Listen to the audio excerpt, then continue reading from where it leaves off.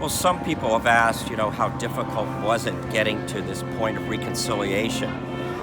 I think back to 1991, the 50th anniversary, and the first efforts of bringing Japanese veterans and American veterans together was really being spurred by a private individual, John DiVirgilio, who approached us as to whether that could happen. We found out that a lot of our veterans were still beset with grief and anger of the war, but not all.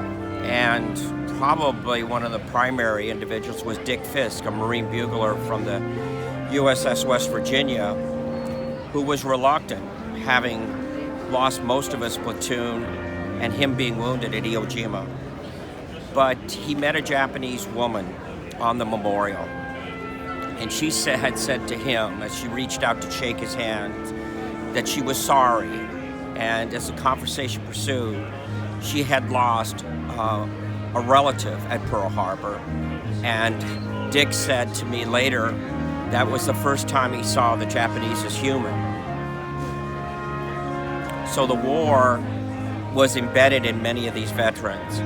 And through John DiVirgilio and working with the National Park Service, we started to have small dinners and gatherings and meetings and began including them in our symposia, so we could hear both sides of that story. And as we did so, we had handshake ceremonies at the end, and that was very, very emotional, in which these former enemies shook hands. Probably the largest gathering was just a few years after that, where there were so many veterans, and Japan brought over 200 veterans to meet with the Pearl Harbor survivors, be at the symposia, and have a handshake ceremony.